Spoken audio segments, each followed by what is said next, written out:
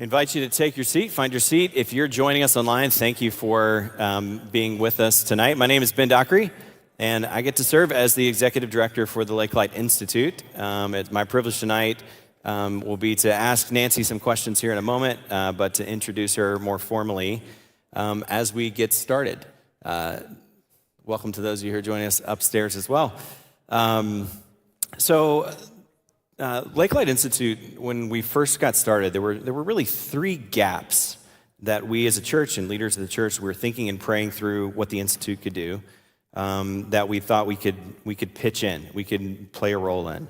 One of those we ended up naming biblical and theological imagination. So in other words, to be able to see the world as God sees the world takes a certain way of viewing or of imagining, not like imaginative writing stories, but viewing the world. So that was one. So we offer classes and things that help do that. Secondly, personal and cultural formation. So not just my personal piety, what I do in my own life, but how is it that my faith spills out into the culture? And what is it God is inviting me to do into the world, in society? So that was a second gap.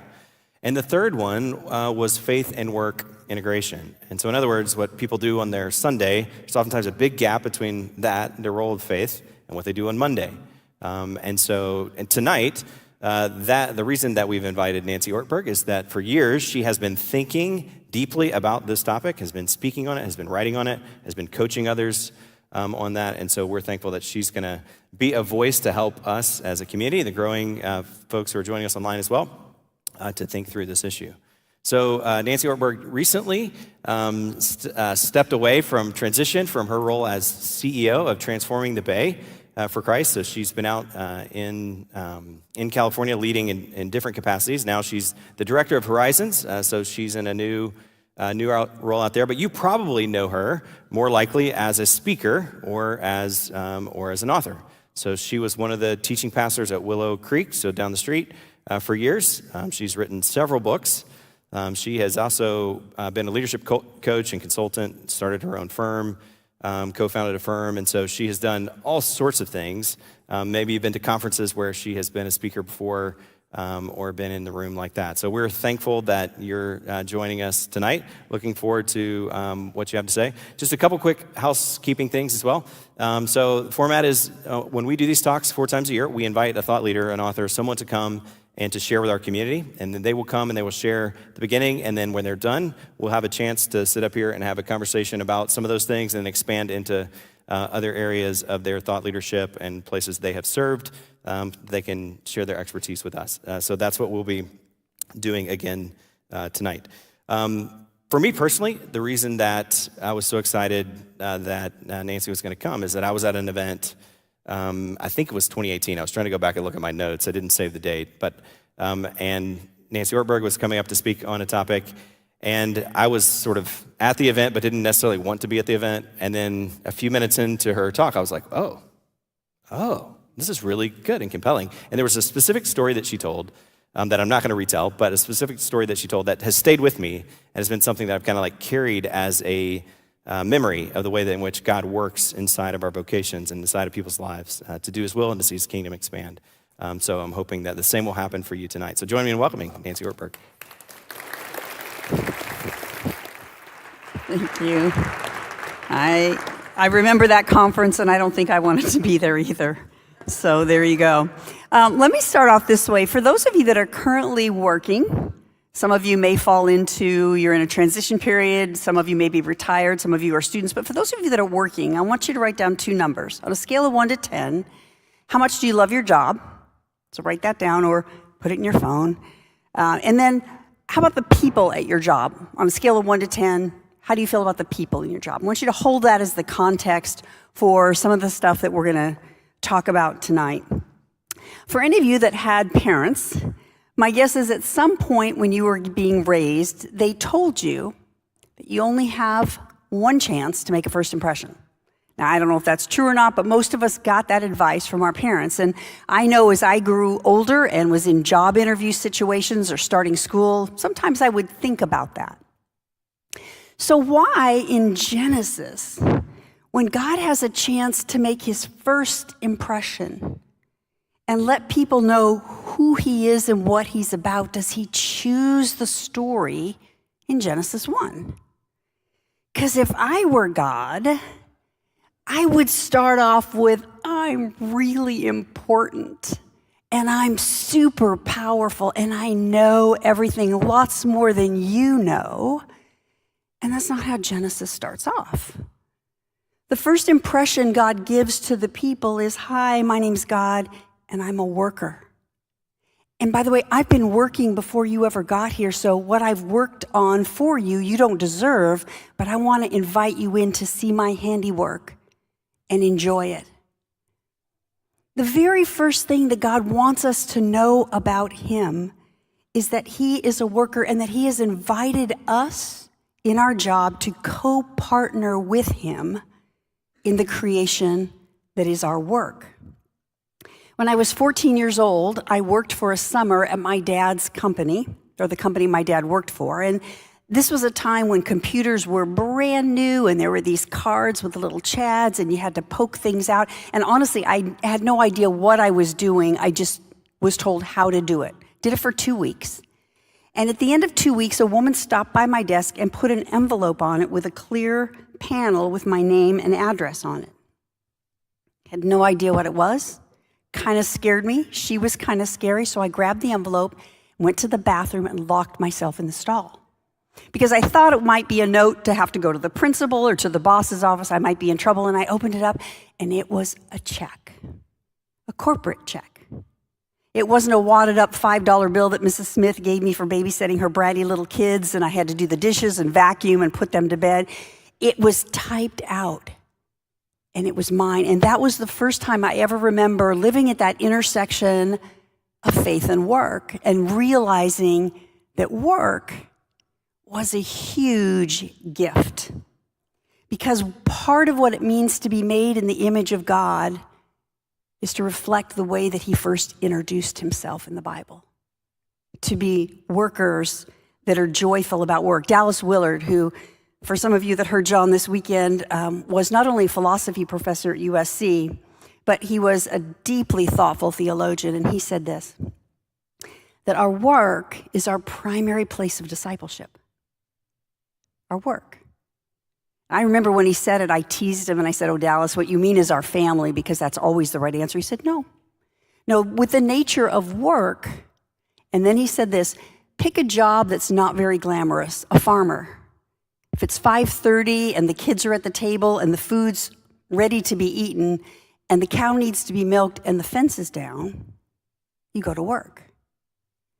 Dallas had a way of recapturing this mystical, magical view of work that I think we lose very quickly after we get hired for a job that we were initially very excited to have. Now, I do think we need to talk about finding too much of our identity in work or overworking, but we're not going to do that tonight. Because I think that message gets baked into us so much that we lose the vision of the wonder of work. So tonight, I want to just talk through a few things that I have found to be really pivotal in my understanding of work. Let me ask you this. How many times do you think an occupation is mentioned in Scripture? Just call out a number. This is the part where you talk. How many?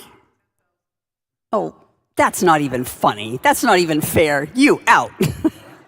Okay, let me do this one for you. I always have people write down 543 and then add a 3. 5,433 times. Now, after somebody says 10,000, that doesn't sound like a very big number. But when you think about it, it's more than the word love and prayer put together in Scripture. There is something for us here to pay attention to. 5,433 times an occupation is mentioned in Scripture. This is what another quote that Dallas has about work, that if it wasn't so long and my skin wasn't so old, I would have it tattooed on my body, but at this point I'd have to pull the crepiness away and to read it. We should not think of ourselves as destined to be celestial bureaucrats involved eternally in celestial administration. This would only be slightly better than being caught in an everlasting church service. Gotta love that. No, we should think of our destiny as being absorbed in a tremendously creative team effort with unimaginably splendid leadership on an inconceivably vast plane of activity with ever more comprehensive cycles of productivity and enjoyment. And this is what eye has not seen nor ear heard that lies before us in the prophetic vision of Isaiah 64. I don't know how many of you hold that vision of your work, but I hope tonight when you leave that the number you wrote down about your work and the people at your work will have moved to the right. One of the things that this vision of work does is it recaptures in us the vision of God's kingdom. I'm not going to go into detail on this point, but the American dream and the kingdom of God are very different. And one of them we pursue in the belief that that will give us fulfillment and purpose, but it's a cul-de-sac and a dead end. And it's returning to a vision of the kingdom that restirs our imagination for work. Years ago, I was a nurse, and I worked in the emergency room. And there was one doctor in particular who, if he was on the shift for the evening, everybody knew it was going to be a great evening. He happened to be a Christ follower. He didn't talk about it a lot. But the reason everybody loved working with him is he had an ability to make every patient and the people around them feel like a team, like we're in this together. Now, when you would work in the emergency room, there's a very small core team who know each other. But when you're running a code on somebody whose life is in jeopardy, people from radiology and laboratory and respiratory come, and the only way you know who they are is by their name tag. And this doctor would take the time in the middle of tense situations and look at the name tag and use people's names. He would, when it was appropriate, waiting for lab results to come back, or we had a lull in something, he would ask questions and he would be teaching. He would ask somebody when that blood gas comes back at this number, what medication should we push next? Why do you think I'm putting the chest tube in now? Constantly teaching and training us and just making us feel like all of us were important on the team. I remember one night in particular, about 8 o'clock at night, a young girl came in, 24 years old. When somebody that young comes in that's in a precarious position with their health, the tension rises. We didn't know for 3 hours if we were going to send her body down to the morgue or up to the intensive care unit. And there he was doing it again, using our names, involving us in the care the whole way through. At one point, he just stopped and looked at us all and he said, "We're saving this young girl." I'm like, okay, we will. At the end of the code, when the nurses were taking her upstairs with all of her tubes to the ICU, housekeeping came in to clean up. The doctor stepped behind with the intern to debrief the code as he was teaching him, and I was finishing charting. And back in those days, you wrote by hand your message. And the doctor, when he was debriefing the code, at the very end of the time, he was talking to the intern, said, "Hey, did you happen to notice the guy that came in from housekeeping?"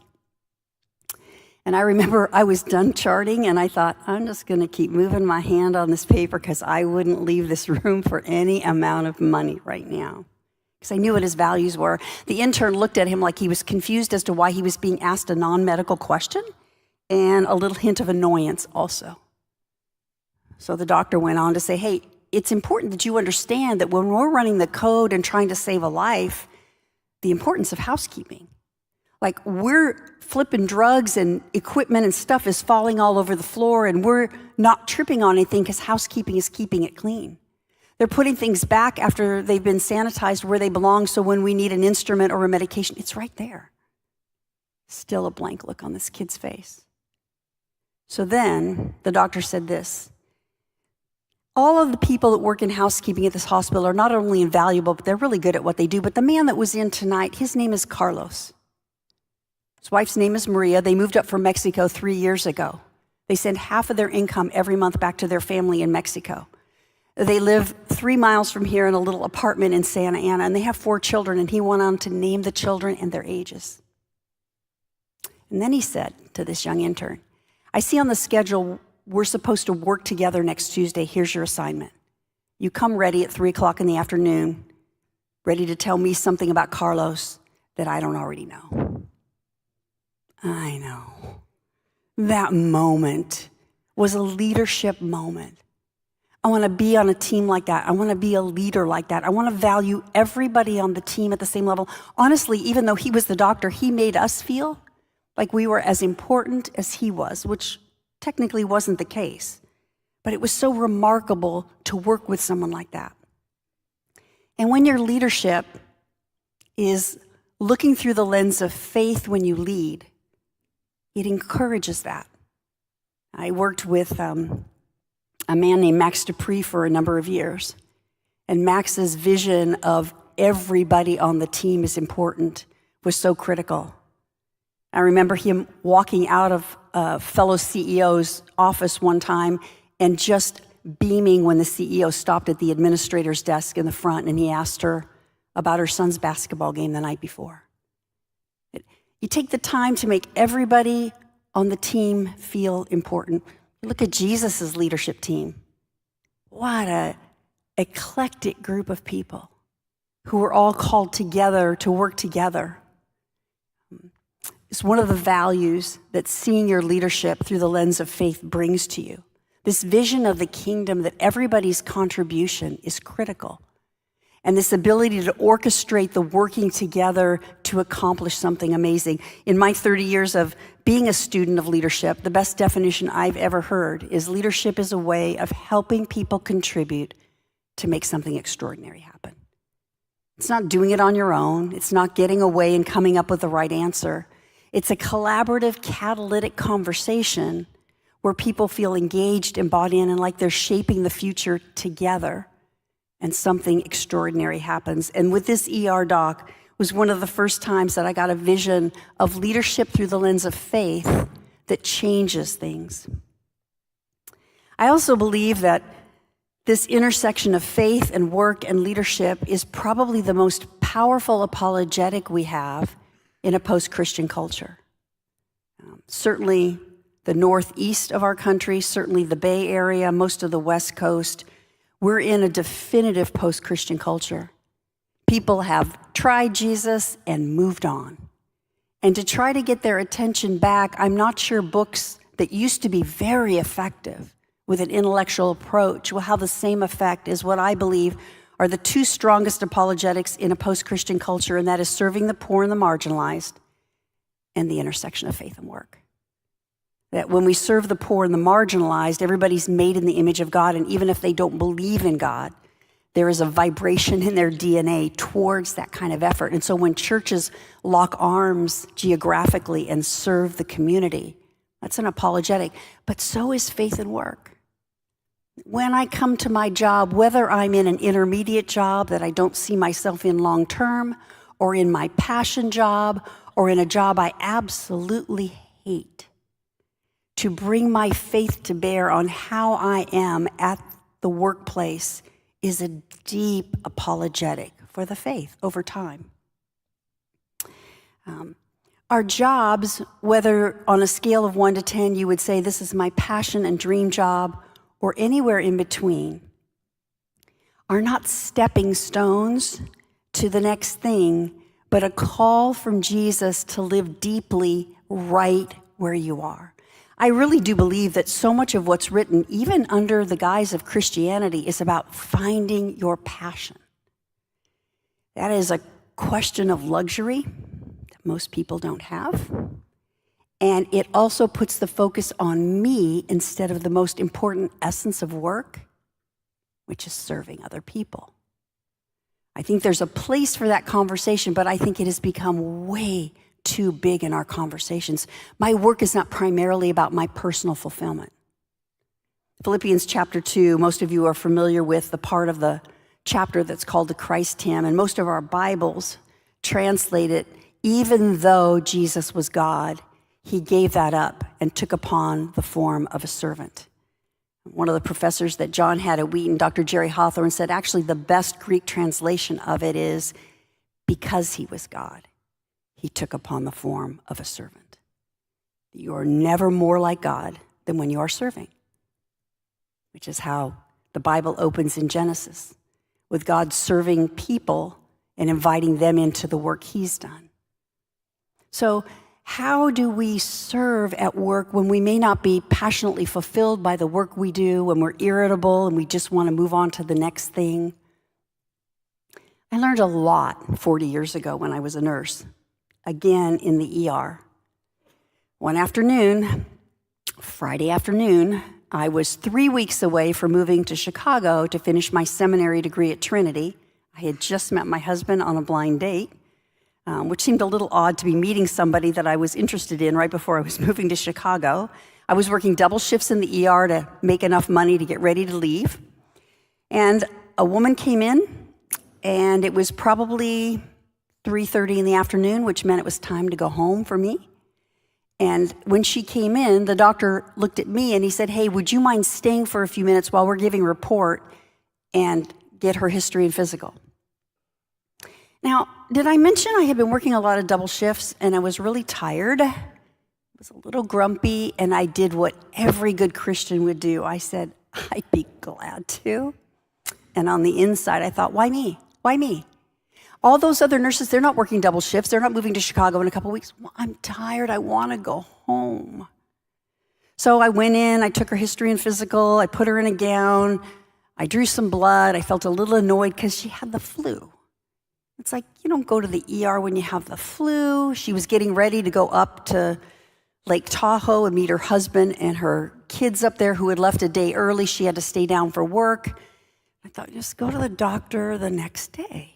So then I came out, I gave the doctor all the report, I got ready to leave, and he said, "Hey, Nancy, do you mind staying just a few more minutes till her blood work comes back?" I'd be glad to. I was so mad and frustrated. And then her blood work came back on a fax machine. If you're under 40, you can Google it. It's a machine that used to sit on top of a desk and paper would spit out of it. And I went over to look at her lab results, and I kind of froze. And I called the doctor over. She didn't have the flu. She had fulminating leukemia. She never left the hospital. She was in the ICU for 6 more weeks. I visited her probably 3 times a week. I met her husband and her children. By the time she died, her face was unrecognizable. It was awful. And the whole way home, God and I had a little conversation like this. "So you're getting ready to go to seminary, getting ready to study the Bible and be a pastor." And I put a 32-year-old woman in front of you at the end of your shift, and all I asked was for you to be present with her. And all you felt was frustration because your focus was on yourself. This intersection of faith and work and leadership isn't just about what I'm going to do for the world. It's what God needs to do inside of me. And the dark, ugly side that I'm really good at keeping hidden from most people, if I will let work become a place of discipleship, will start to break open. That I'm just not a gift to the organization because I bring such great leadership, that I have a lot to learn myself. As you can imagine, when those lab test results came back, I clocked out and then sat by her bedside for 4 more hours until her sister came. She was in shock. She was terrified. And I just wanted to go home and get in bed. And the irony of me getting ready in a couple weeks to leave to finish my seminary degree was not lost on me on the drive home. So the ways in which God has used work in my life to show me who I am on the inside that is so different than who I imagine and think myself to be. And then the last thing I want to talk about is for about 10 or 11 years, I was a business consultant with a man named Patrick Lencioni. Some of you may have read his New York Times bestseller books, Death by Meetings. It's great, just worth it for the picture on the cover. 5 Dysfunctions of a Team, just great stuff. And in his model of leadership, he talks about the importance on a leadership team of building trust and engaging in conflict. So I want to talk about those 2 things, and then I'll end this time and we can open it up for some interactive stuff. Most organizations, when you ask them on a leadership team, does your team trust each other? In 11 years of doing that work, I never had anybody say anything but, yes, we trust each other. Part of the problem with trust is we all presume it, especially in churches. But trust is really hard work.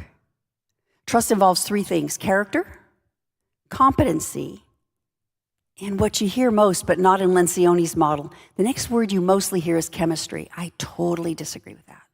My goal and my hope for everybody on a leadership team is you have people on that team with whom you have no chemistry. Because I think it was Jesus that said, what good is it if you love people that are like you? Do not even the heathens do that. Where's the challenge in that? Character and competency. So on a leadership team, if you're building a cohesive leadership team, you will have chances to look at and call into question people's character and competency. Now, oftentimes, when people call into question somebody's character, the first response is, I cannot believe you would call my character into question. I don't know, 24 hours a day, 7 days a week, my character's up for questioning.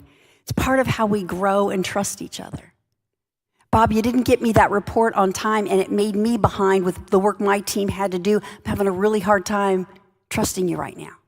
So now we have a chance to have conversations about why did that happen?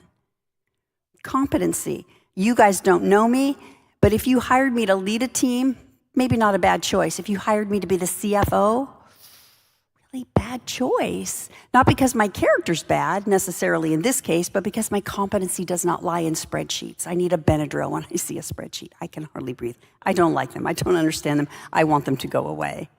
Character and competency on a team. And then the third one that both Brene Brown and Patrick Lencioni have written so beautifully about is vulnerability.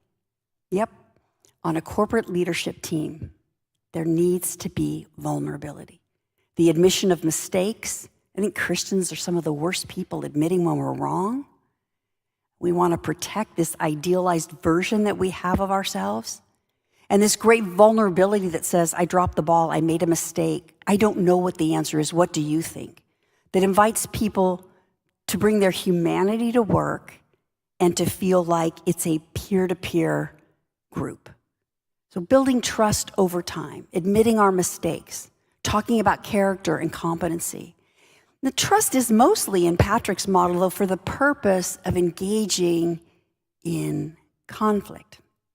So maybe 15 or 20 years ago, I was with Patrick at a speech he was giving in a huge room. I bet there were 10,000 CEOs in there. It was not a Christian gathering.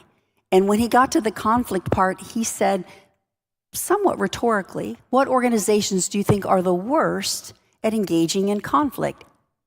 Everybody in the crowd yelled out, churches. I'm like, oh no, they know. I couldn't believe it. But it's true. Les and Leslie Parrott, who are Christian psychologists, say that conflict is the only way to intimacy. Intimacy with a spouse, which is one thing, but just intimacy and deep relationships with other people. That on a corporate team, on a nonprofit team, on a church team, the ability to engage in conflict really produces growth. And it allows people to do decision-making that they're completely bought in on. So a number of years ago, my consulting partner and I were working with a team in the Bay Area, 2008. The only reason I remember the year is because most of the teams we worked with were struggling financially. This team, which was a startup organization, most of the people on the team were in their late 20s, early 30s, had grown by about 35%. Very unusual. So we're having this 2-day offsite with this team, and we go through the 5 dysfunctions of a team and set that all up.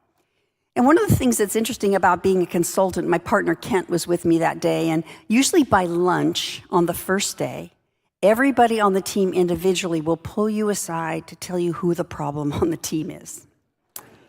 Never once in 11 years has anybody said, I'm the problem on the team. You're going to find out sooner rather than later, so you just might as well know right now. So by lunchtime, Kent and I pulled away together for a little bit, and we looked at each other, and at the same time we said, Lisa. Everybody had come except Lisa to tell us that Lisa was the problem on the team. So we set up the trust, the conflict. We go through making decisions and getting results and holding people accountable. And on the second day, we're having a strategic discussion. And Steve, the youngest guy on the team, 28, 29 years old, is moving around in his chair like he's going to explode. I have no idea what's happening. Lisa's talking about something around their strategic decision making, and he just erupts at her and yells at her in front of the team, "Lisa, you're a jerk. You just never get your work done on time." And I'm like, no, that's not exactly the way we do conflict, but hey, I remember kind of freezing and thinking, I'm not exactly sure what to do next. Kent, my consultant, who's a 5 on the Enneagram and barely has a pulse, he's just so even-keeled, stood up and said, "I'll take this." I was like, oh, phew. And then he says, "I'm guessing by now, Steve's already thought of a couple of different ways he could have said that better." So that relieved a little of the tension. But then he takes a red marker and he turns around on the flip chart as if we're going to forget what just happened. And in red, in the left-hand upper corner, writes, "Lisa, you're a jerk." I'm like, oh, don't think this is good. And in the right-hand corner, "You never get your work done on time." Super uncomfortable. Nobody's looking up. Everybody's looking at their shoes. And then he says this: "These are two really different things. And with your permission, we're going to start on the right. We're going to answer the question, does Lisa not get her work done on time? And then we're going to come back to the way it got said." So then everybody started looking back at Kent. And Kent said, "Let's just go around the circle. I don't want a story or an explanation. I just want one word, yes or no.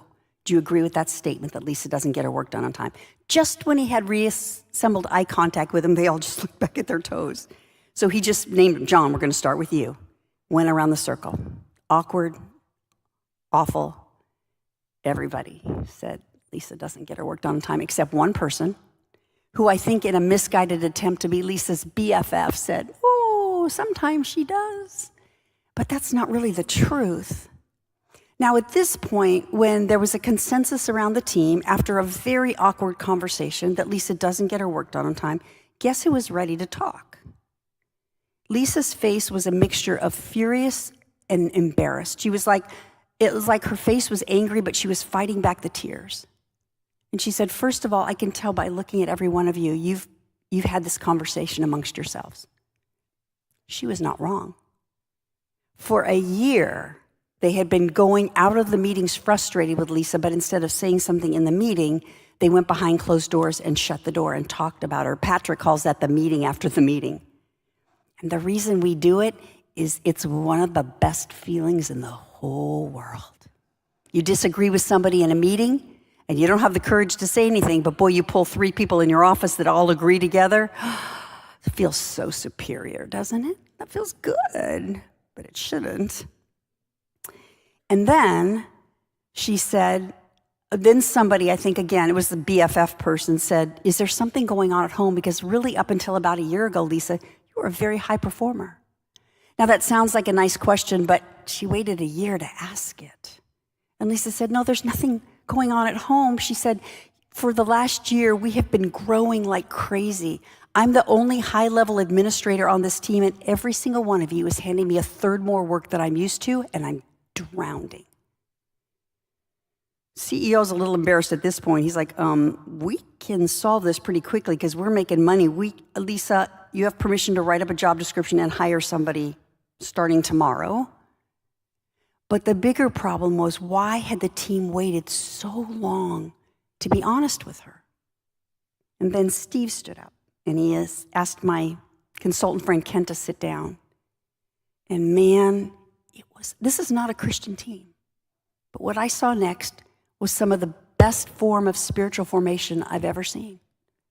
He said, "First of all, I'm super embarrassed. If my mom was here," he said, "she would wash my mouth out with soap and sit me in the corner." And I'm like, yeah, she should. And he said, "I just got so frustrated, largely from keeping it inside for so long. I am so sorry I said it the way I said it. Here's how I wish I could say it again. Lisa, I find myself increasingly frustrated when every week I come into the meeting and the work that usually falls on your plate didn't get done, and it stops every one of us from getting our work done."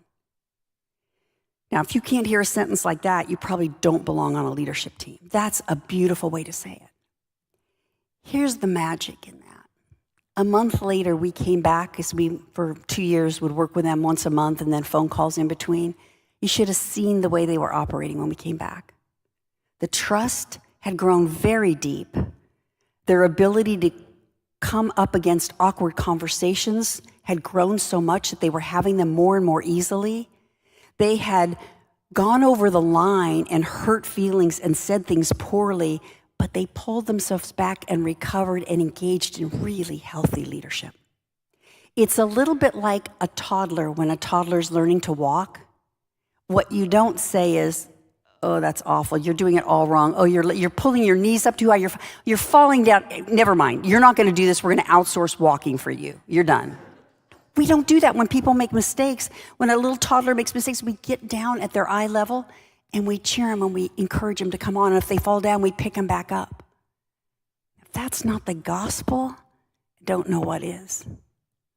There are so many places in our work that are ripe for our full understanding of the kingdom of God and what it means to be a Christian at work, not in a corny, old-fashioned way, but in a way that really honors people and really does the hard work of conflict and forgives people and shows up for people.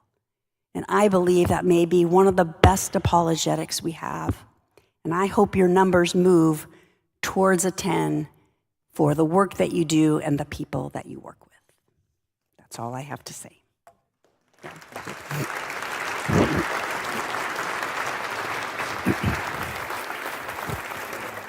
Thanks. All right. Thank you very much. Welcome. Just for Mike Woodruff and the board members at Lakelight, you can't hire her. She already has a job.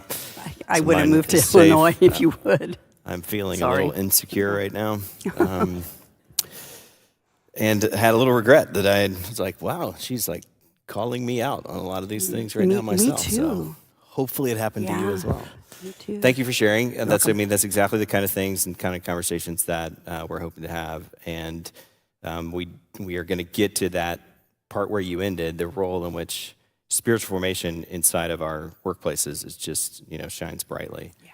You mentioned the first time that you connected faith and work, getting that check. That was a fascinating little story. I'd love to ask the same thing about, you've taught on leadership, you've written on leadership, you've served in so many leadership roles. When's the first time that you sort of understood you were in a leadership position or somebody called that gift out in your life? Or tell us that story. Yeah, a little bit when I volunteered during college at a local church, and my youth pastor had been a research scientist at the City of Hope and was sitting at his microscope one day and felt God saying, go to seminary and be a youth pastor. Okay. He was just a remarkable man. And he was the first person that ever said, you're a leader and a teacher. And don't really know that I knew what that meant much, but it gave me a placeholder for years in the future when those words got named again. I had some place to put them to try to make sense of them. Yeah. So early on, 19, it sounds like college, yeah, I was probably 19 or 20.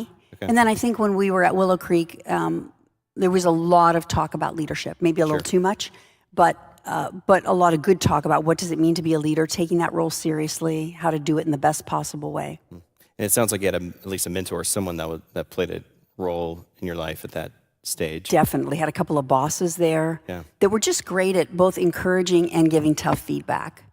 Like, okay, if you had to do that over again, how would you do that differently? Which usually meant you kind of messed up and let's talk through this. But it was said very nicely. But then also encouraging when things went well. Yeah, that's good. Yeah, so another thing, just getting to know you a little bit personally. So you've written a couple of different books on some of these topics specifically. One of them is about rubber bands, is that right? It's really about nonlinear leadership. Okay, so why a book on rubber bands? What is nonlinear leadership? Tell us what's going on there. The rubber band thing came from a guy that I worked with at Willow named Greg Hawkins, who would talk about the tension that you would have to hold in leadership, and I loved that. What's a rubber band supposed to do? If you pull it too fast and too far, it'll break. If you don't pull it at all, it doesn't do what a rubber band's supposed to do. So that tension word that I think is really important to understand in leadership. But nonlinear leadership is, there are some people who are wired, a lot of engineers, to do things in a very sequential way, which is a gift. I don't have that gift. I think nonlinear leadership is a lot more about how do you build a culture, and that's not a linear process. So how do you build a culture where people can flourish, use their gifts, do the best of what they can do, and live out of values? And are there, I guess, specific examples where you have attempted to do that yourself in the leadership roles that you've had in terms of putting teams together or rearranging the bus or absolutely? I think those are the things that I do more reflexively than a sequential ordering of leadership, like step A, and then we do B, and then we do C. Very much a team building leader, and to have a vision of what can happen, and then to first of all bring the best out of the people that already exist. How do you know who you have to move around until you've worked with them a while to see where the fit is? And then helping people either change positions or move somewhere else so that the team that we have is most suited to do the work that we need to do. Yeah. I've been on teams where somebody has that vision and they can see who needs to sit where. And it's just sort of, it seems like a gift that they've been given that they can sort out. It's a form of leadership. Yeah. Who can sit, who should sit where and what they should do. And who shouldn't sit where. Yeah. That's right. Okay, so I want to, before we get to the spiritual formation stuff, I want to ask some more of those organizational type questions, just in terms of, so you worked with Lencioni for quite some time. About 10 years. Yeah, and those of you, as you said, who haven't read some of his books, I couldn't recommend them highly enough myself. And they're super easy to read. The Fables specifically, but The Advantage was like a... That kind of consolidates everything together. Yeah, brought so many of those things together. So in that, he says there's kind of an X factor for advantages. Some teams can get ahead of everyone else, and I'm reading it thinking it's going to be tech or sales or cash or building or location or something. It's not any of those. Just briefly catch us up on what that is and yeah, I think Pat Turk would say that the most underutilized advantage, strategic advantage that any company has is teamwork. One of the guys that sits on my board of the organization I ran up until a few months ago, and now I work part-time for, is a very successful, under-the-radar venture capitalist in the Bay Area. And I was in his office one day, and in the corner of his whiteboard, he had written idea, leader, team. And he pointed to me and he said, which one of those three is the most important? And I remember thinking, this was like a trick question. I don't know. Ideation is my top strength finders. So I love the idea one. But he said, hands down, a VC invests in a team. He said, ideas are a dime a dozen. But a great team that's executing, that's cohesive and executing well together is kind of unstoppable. And that is, it seems like it's directly connected to what you talked about in terms of the meeting after the meeting, or some of the political things that get stuck in organizations that really stamps out people's best contribution. Yes. Is that the right way to think about that? Yeah, so in a couple of his books, he'll talk about any organization, in order to be successful, needs to be good at two things. They need to be smart, which is all the highly measurable black and white stuff, finances, strategy, marketing. But it also needs to be healthy. Minimum amount of politics. People really want to work there. The morale's high. And then he says, which I think is brilliant, a healthy team will almost always figure out a way to get smart. A smart team rarely figures out a way to get healthy. So sustainability over the long... Can you say that one more time? Say it again. A healthy team will almost inevitably find out ways to get smarter. Okay. A smart team will very rarely move towards health. And part of the reason is, in business school, you're taught the smart side of the equation, so you focus on that. It's measurable, so that makes you feel good. But the soft skills are really not soft. They are a game changer. And that is involving people in a minimum amount of politics and building a healthy leadership team that has high morale. People want to be there. They contribute the best. They encourage other people on the team to contribute the best. They don't get their egos tweaked when somebody else is successful. They're celebrating and cheering them on. They celebrate and then they move on to the next thing. And I would assume that one of the big features of that is in terms of is just honesty. And you talked about churches not being good at that, and I certainly think that's fair. It's a huge. It's so at the bottom, the triangle, the 5 dysfunctions of a team, trust and conflict are at the bottom. So you build trust in order to engage in conflict so that you can make great decisions, which he calls commitment, but that's really a decision-making lens. And then you hold people accountable so that you get the results you want to get. And on that triangle, he said, if you spend a disproportionate amount of time on trust and conflict, commitment, accountability, and results will fall into line pretty quickly. So what role does feedback play in that? Because that's obviously a big part. It sounds like Lisa didn't get the feedback that she needed early enough. Not until it was too late. Yeah, until she got in front of everybody. Yeah. So that's not ideal. So what role does feedback have? And if you're coach, I mean, I know you coach a lot of different leaders. So Yeah.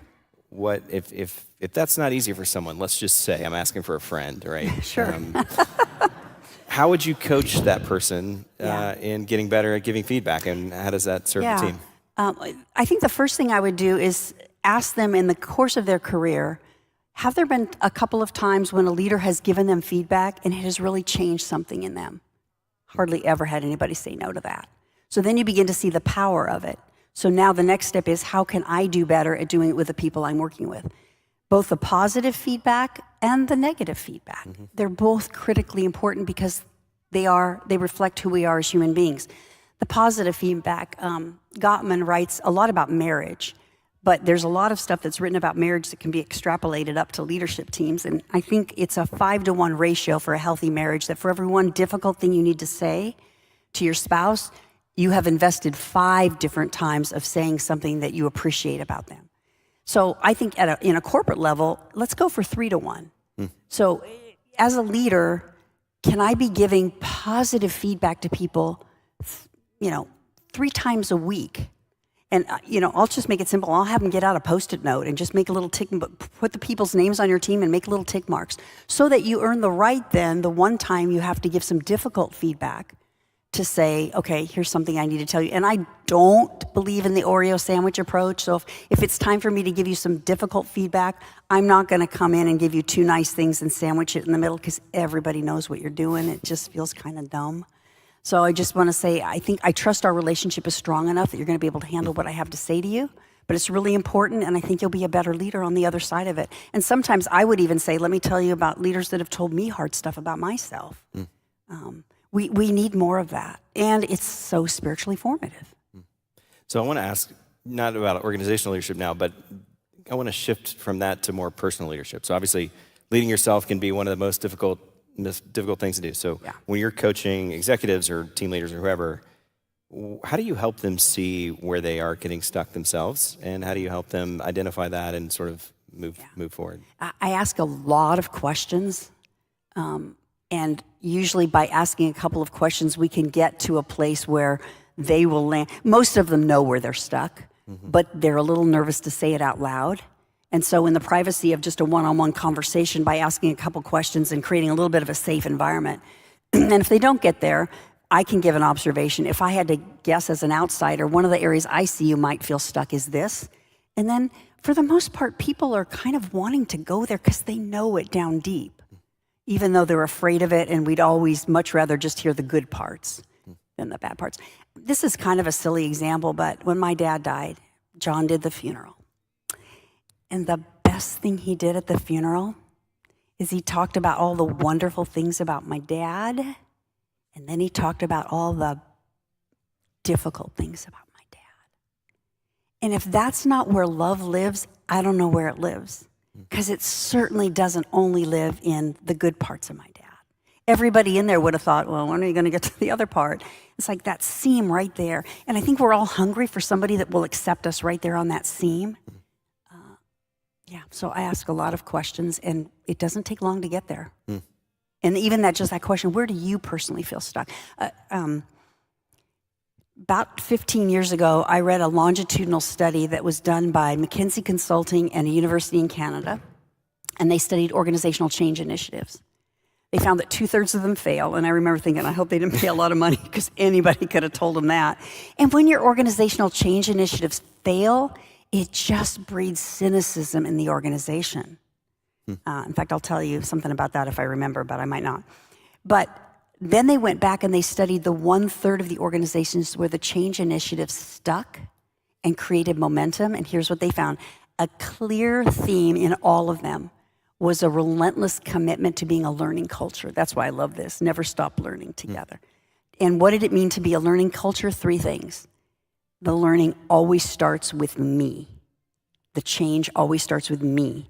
I'm much better at saying on a team, well, if Ben would change this, and John would change this, and Lisa would change this, we'd be great.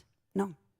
I have to own what I need to change. That's the first thing. Second one is there's no undiscussable topics. No elephants allowed in the room at a leadership team meeting. We talk about everything. I had one CEO that bought Beanie Baby elephants for everybody on his team and put them at the desk. And then the third is, if we have a chance, we're going to solve a problem at a systems level, not a Band-Aid level. We're not going to problem solve. We're going to change the system so that the problems don't keep happening. But that number one is that the learning starts with me. And I will often say that in an offsite and just set the tone for the primary thing we're going to walk away from in 2 days. And when I come back is, what do I need to do differently?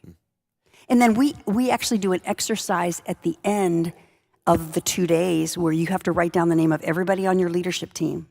And then you have to out loud say, here's what you need to keep doing, and here's what you should do differently and change. It's not anonymous, and it's not written on paper. It's verbal, and it's face-to-face. Free consulting right there. Here we go. Do the exercise. Let us know how it goes. Yeah. Do it in your family, right? Yeah. So I should have used, we were talking beforehand about how ChatGPT could have written all these questions that we were going to discuss. Instead, I wrote them, but I should have done ChatGPT on this one. So I wrote down a handful of places where individual leaders can get stuck and when they can't move forward. So I'm just going to rattle through these. You can give feedback. You can give an example. If nothing, we can just move on to the next one. So first one is imposter syndrome. There are leaders who deal with imposter syndrome. So talk to that leader real quick. Everybody suffers from it. Everybody. Just when you think you're the only one, you're just not. Everybody struggles with it. Some more than others, but there's not a person in this room, there's not a person I have ever worked with that doesn't have some degree of that disease. And what do we do about it?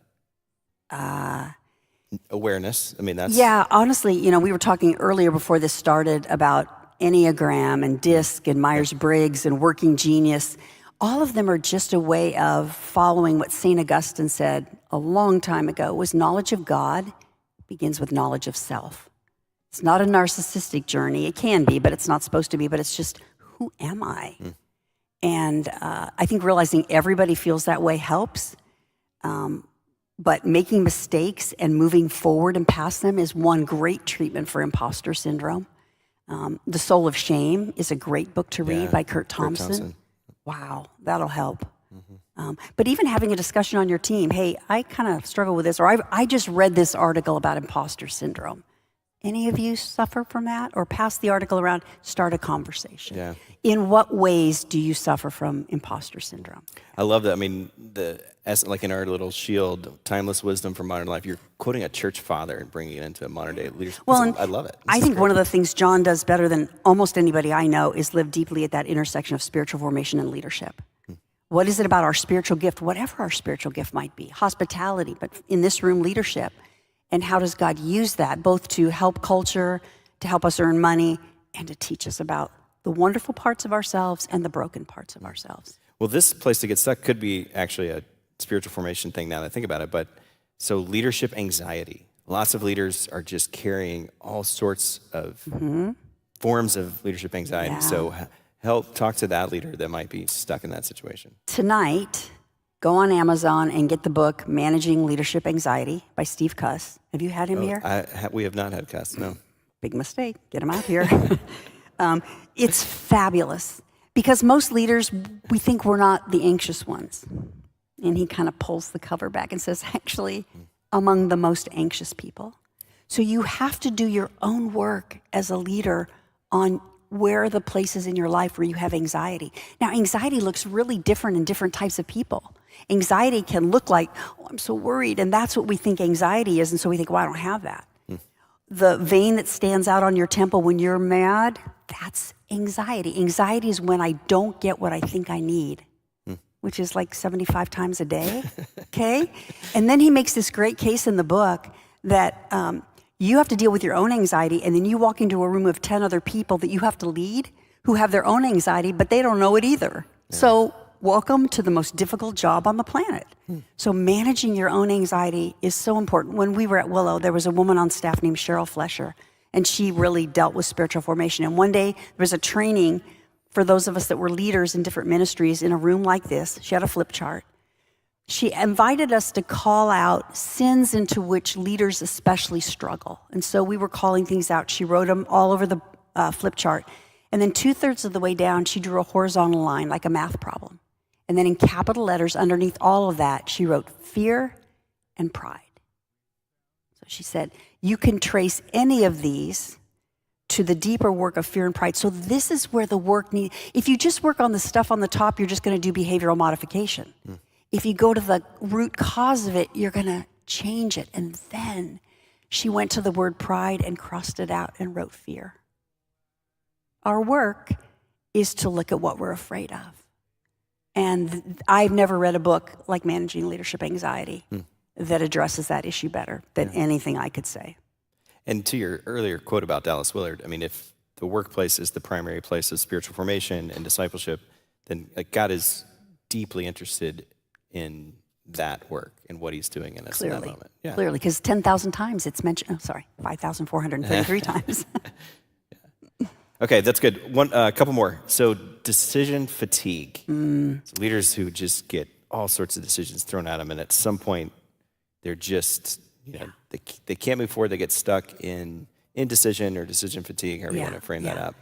What do you do there? I'm going to hold on to that thought. I'm going to go back to the anxiety just to make one point that I think links it, is when I worked with leaders, I didn't do research to back this up, but intuitively, I think about 25% of our overwork is driven by anxiety.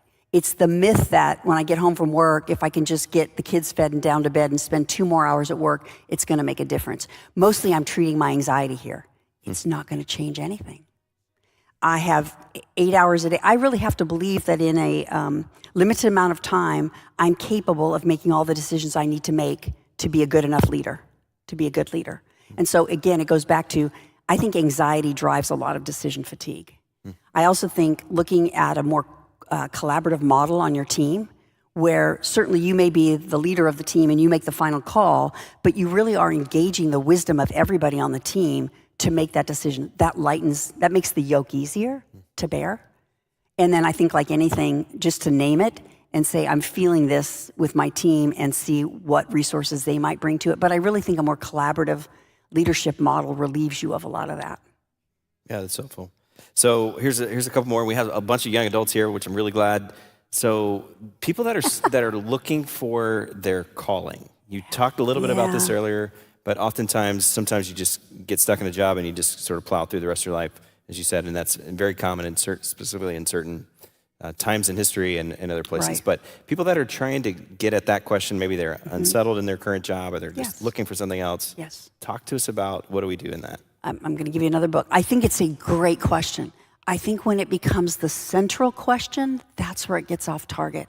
And that's where it becomes all about me and my fulfillment and less about serving people right where I am right now.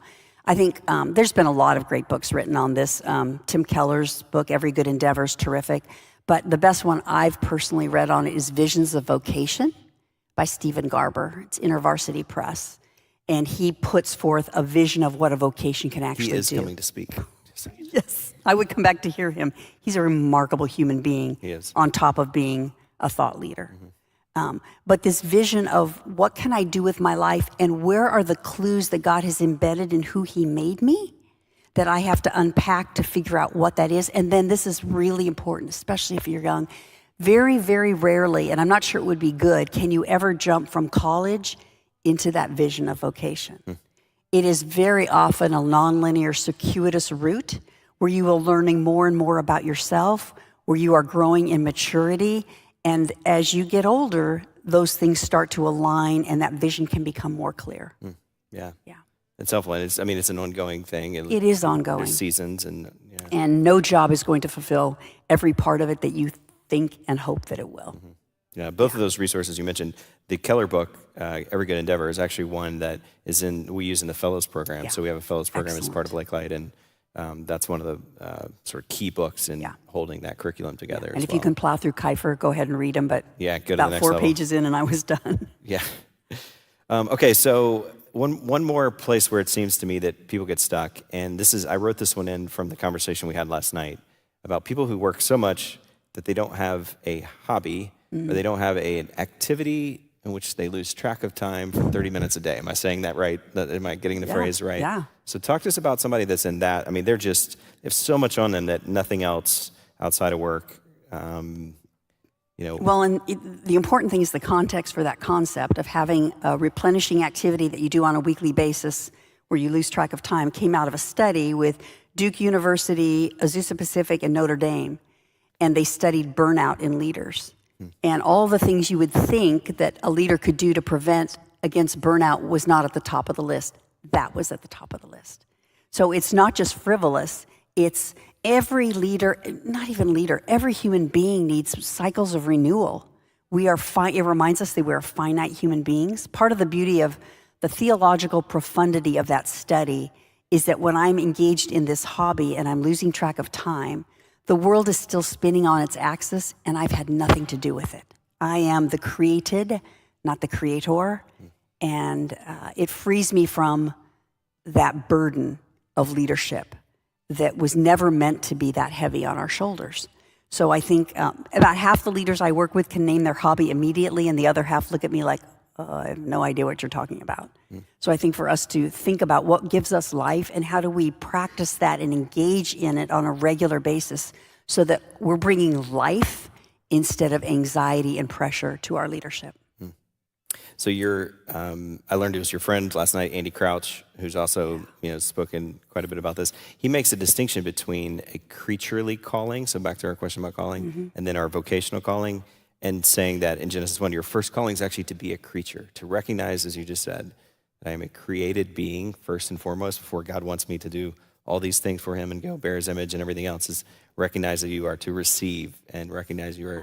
Drop the mic. We're done here. Yeah, he has such a good distinction. It's something that we have to keep coming back to. When people say, "Oh, I read that, I heard it, and now I get it," it's like, no, you don't. You have to fight your way back to that center 26 times a day, and that's the journey. That's the journey. Is not the I got it now. It's the can I clear that pathway, or do I need to get my machete out and find my way back to that center with God where I am the created, which means I get taken care of and I'm loved, and that's the most important thing. Yeah. Right in the middle of receiving that email or that the meeting doesn't go as well. Those are the moments where that happened to me this week. I was talking with my wife about, a certain email or something comes through and you can forget all the theology, all the stuff you talk about. Oh, easily. Live in a world that doesn't really exist, but feels like it does. That's human. Yeah. It's a little bit like imposter syndrome. You think you're the only one. No, that is the journey. That is what it means to follow Jesus, is over and over and over again. I forget him. I get swallowed up in my own anxiety, and I have to remind myself. And then when I remind myself, I often say, well, do I really even believe that? Well, I used to. Okay, let me find my way back there. Oh, yeah, there I am. Okay. And maybe it lasts for 53 seconds, and then you have to fight your way back again. That is the journey. Yeah, it is. Yeah. Yeah, but God meets us right there. That is time and time again. So, okay, I want to shift and move from organizational leadership to more personal stuff to women in leadership. Okay, so I heard this question. I'm quoting you on a panel. You may not even agree with what you said at the time. Chances are I won't remember it. You were asked, what is the most important thing about being a woman in leadership? And you said, I get asked this question all the time. The most important thing, if I'm writing it down right, was to not think about the fact that you're a woman as the first thing. That was your answer. So you still agree with that question? 100%. I love being a girl. I don't want to be a guy. I don't wake up every morning thinking, I'm a woman. I just am. I'm not sure how much difference there is. I think there's some difference in women leadership and men leadership, but I just don't spend a whole lot of time thinking about that part of my leadership. Yeah. Okay, so follow up. So I have 3 daughters. Okay. Each one of them is sort of a leader in their own way. We're watching and, trying to fan the flame where we can. So I want to be like a genius one day, and when they come to me and ask a question like this, I'm going to quote you. So give me the feedback in front of all these people. Like when they ask me that question, okay, Dad, so I'm a woman, I'm in this situation, I'm leading. How do I think about this? Like what advice? Give me some advice, because I appreciate your answer to this, but I feel like it seems like there's maybe more in this conversation or not, or maybe that's the one and only answer is. Well, I don't think anything's the one and only answer. I think the more comfortable you get with who you are, which also means who you're not, which is not nearly as much fun to get comfortable with, But as soon as you get more and more comfortable with that, the pressure of that lessens. So certainly, maybe when I was younger, I felt that. I have been fortunate enough to largely have been only in churches that really embraced women in an egalitarian way. So very rarely have I been in that situation. I know in seminary, I think I was one of 6 women back in those days, and every day I would get asked, now tell me again why you're here. I'd be like, same reason you are. So I would feel it some. I met my wife, you don't know this, in seminary, so she was doing a counseling degree, but she had been asked out, like, because there were so few women in our classes. Right, exactly. She'd been asked out like 16 times the first month. Oh, yeah. Something like that. And it's like, always in the form of, God seminary, told me I'm supposed to marry you. And literally, like, like somebody said something to that effect. Don't ever say that, and don't ever let anybody say that to you. So goofy. That's just a desperate line. That's just desperate. It is God's will. Yeah, I tried it. And, so anyway, she's good for you. Good for you. I think getting comfortable with your mistakes, getting comfortable with who you are and who you're not, realizing that a lot of the times if men make you feel uncomfortable because you're a woman, it's probably more their issue. And the best chance I have at changing or shaping a difference in their thought is to be the best leader I know how to be. And chances are I'm not going to change it. Honestly, a lot of times it's the other women leaders that can be the most difficult. Ooh, just saw a lot of head nods right there. And that's unfortunate. Sometimes you just have to pull people aside and say, are you okay with what's going on? Did I do something? But I think just being really comfortable with who you are is that. So in this same topic, one other question that's in the literature a lot on this is the phrase mom guilt or something connected to. So specifically women who have younger kids, not always younger kids, but younger kids. And they're walking through this, they're trying to lead, but yet somehow it seems like they're carrying a different burden. So talk a little bit about that. I'm sure you've advised. I think it's real, and I think it's more of a burden on women than it should be. I think when my kids were little, I stayed home for the first 5 years. Then I worked part-time with a lot of flexibility for that very reason. I wanted to be present. But I think you also want to be in a marriage where you have a shared partnership, where there's as close as you can get, it's probably never 50-50, but there isn't the man leaning away from the running of the household, which is, I have a leader that I worked with who said the reason he hires a lot of moms that stayed at home, he said, if they can run a household, they can run a small country. I want them on my team. It's like, yes, all those balls you have to juggle. I was on a panel one time. I was the only woman on it, and there was a guy that stood up, and he was angry, you could tell, and it wasn't really a question. He was mad, and he said to me, I assume your children come first. And I said, well, I'm going to answer that question, but I'd love for you to invite the men to answer this question also. And my answer was often. They come first, often. Sometimes I get home from work and somebody would call and I'd be very quick to say, I can't take this call right now. I just got home with my kids. This can easily wait till tomorrow. But every once in a while, there would be a call that would come in that couldn't wait. And it was really good for my children to have to wait for a little bit for me to deal with that. And I would try to do it as quickly as possible or delegate it to someone else and then get back with them. But as a parent, you want to be present with your children in meaningful ways as often as possible. But that doesn't mean not working, I don't think. Yeah. Okay, a couple more. We're running out of time. I'm skipping through some of the questions we have, and we want to have just a few minutes at the end to let others ask some questions as well. But so another demographic, let's talk about the younger generation of workers today. So I was just this week, somebody was explaining to me that a boomer who's in a management role had a group of younger team leaders, giving him a pretty difficult assignment, I guess. And one of the young guys, he was 23, as he told me how old the guy was. 23 was on the team, and he said, and so now I'm quoting, is, "We're not going to give ourselves to this job like you boomers did. Overwork is not okay." And essentially said, we're not going to do it. And so the manager ended up caving in, quote, to what he had originally said to the team. So there's a lot happening in that dynamic, and it's certainly an over stereotype on every generation. But generations often respond to each other, and they often correct in helpful ways, and sometimes overcorrect. So I'm not asking you to sort out that guy's management issue, but talk Talk through some of those dynamics and ways that you're encouraged by what Gen Z is bringing to the table. You work with a lot of younger folks. That's why I know that. No, and I think the stereotype of they don't have a work ethic is just not true. I think anytime you come across a young leader who doesn't have a work ethic, it's really easy in your frustration to extrapolate that to a whole generation. But I do think younger generations are seeing from their vantage point, hey, I want a life. And I know that in that life, work is going to be a big circle that takes up a lot of space. I don't want it to be the whole of the space. And I want to have a life into which my work fits. I don't want to have a job where I then have to jam all the other parts of my life in and around it.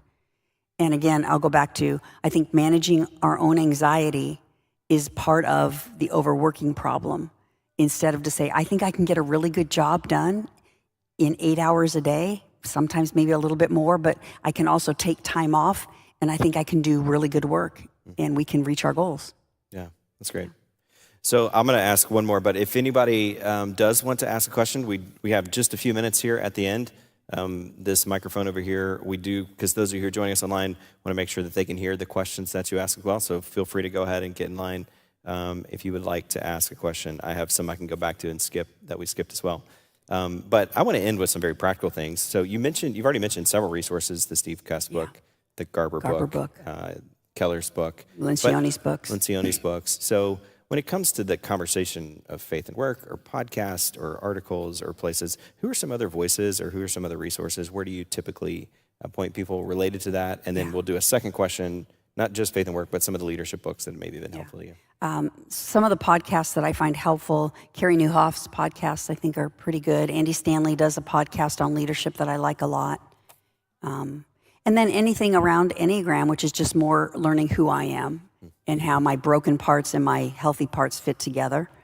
But I think those are probably the top two I listen to on leadership. Good. I'm going to just keep going. We've got just a few minutes since no one's asking questions, but feel free to jump in line if you'd like to. Okay, you told the story of Carlos. That was actually the story that I was hoping you'd tell it. Yeah. So you told it again. That was the guy. I didn't remember his name, but I remember. So just like the intern, I'm the guy. I couldn't remember Carlos's name all these years later. But you connected it in my notes. I went back and you have a connection to a Bible verse. You didn't mention that tonight. And I'm not quizzing you on this one. It was Exodus 35 or Exodus 38 or something like that. Yeah. About as the tabernacle is being carried away, someone's job was to carry the tent pegs. Yeah, there's this whole, I think it's Exodus 35, all the lists of all the different fine fabrics and metals that make up the tabernacle, and different tribes are assigned to bring them when they're putting the tabernacle up in the desert and when they're tearing it down. And then in the middle of one of the verses, it mentions the tent pegs. It's like, they're not important, they're not impressive, they're not fine fabrics or great metal, they're just the tent pegs. But if the guy with the tent pegs doesn't show up, none of the rest of it matters. Another connection with that is years ago when John's dad was fighting a terminal illness, John took him to the Galapagos Islands. And he said one of the evenings on the boat, the naturalist talked about the flora and fauna and all the reasons people flock to the islands.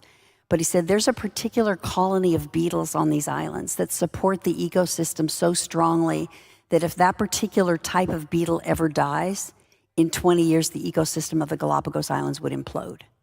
Nobody goes to the Galapagos Islands to see the beetles. But that's how important the beetles are to the ecosystem. So when we treat people, Carlos, like a secondary citizen and you're not as important, we're not living into the kingdom and that vision of people. Yeah, I mean, that story multiple times has just sort of like come back up in my mind to think through. It's so easy to treat people as a means to an end. Yes. And even like when the first time you told the story, I actually thought the point of the story was going to be you can get a lot, as a doctor, you can get a lot more done because Carlos cleans the thing faster than everyone else. Sure. Like my instinct was to say, oh yeah, this is more effective for business, and you ended up turning it a different direction. So I was sort of, I O-Henry'd it. Yeah, making him a utility even in doing that, which is and that's part of why I knew when I was charting, I want to stay here because I have a feeling I know where this might be going. Yeah. And I would like to be a spectator and watch this unfold. Yeah. Okay, well, I want to be sensitive to your time as well, and so let me just end by asking. I mean, as you've done lots of talks on this, and thank you so much for just sharing. You've kind of given free counseling, free consulting. Tonight on this, but just people who may be struggling in their work. Let's end with that question. Maybe they're underemployed. Maybe they're unemployed. Maybe they're just in a season where this is doesn't seem like this is God's plan or best, or they just don't see it. So can you talk to that person as we close? Yeah, I remember I was going to give a talk on faith and work one time, and I was going through some of my stuff, and John said, they call it work for a reason. It's work. And so I think to remind myself, I'm not in the place I wish I was. I'm not in the job I wish I had. I hope someday that will come, and I want to be on that journey, but while I'm not there yet, I want to show up to work and serve people with as much joy as I can and as much kindness as I can. And when I don't, I want to apologize. I want to try to imagine if Jesus was in my job that wasn't terribly fulfilling, what would he do? And in the middle of that journey, what you must guard yourself against is the sin in John 21 that Jesus got more angry at Peter for than the woman caught in adultery, and it was the sin of comparison. When Jesus said, somebody's going to take you and lead you to where you do not want to go when you're older, Peter did not say, I will surrender to that, God. He said, what about him? And he turned around and he pointed to John. And Jesus got so angry with Peter, and he said, what is it to you if I allow him to remain alive until I return? You follow me. So when I'm not in the job I want and work is a burden, my first thing is going to be to compare myself to everybody who's at the place I wish I was. It's not my journey. My journey is right here. My journey is in reality with God.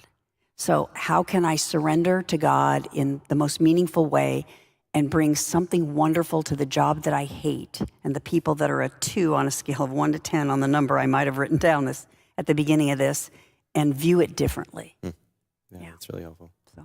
Well, we talk all the time about one of the best ways to love your neighbor is to work well and do excellent work for God. And you have loved us well by doing good work tonight. So thank you for sharing your work with us. Thank you so much for having me. That. Thank you. Yeah. Thanks. Yeah, that's good. Okay. Thank you.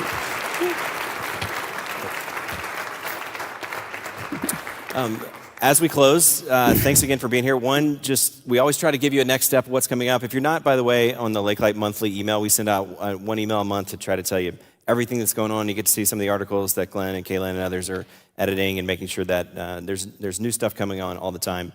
But May the 1st, we have a new class that will be started that Mike Woodruff is actually teaching. It's going to be a 4-week class during May on Thursday nights. And the name of the class is Truth in the Noise, but really he's going to be looking at lots of different things in that, connecting with the culture that we live in today, God's timeless plan, how truth should be, and moving us into thinking even through the Nicene Creed and some central doctrines of the faith as well. And then how do we live faithfully in the middle of that? So want to put that on your radar. It's on the website. Thank you all for being here tonight, and have a good evening.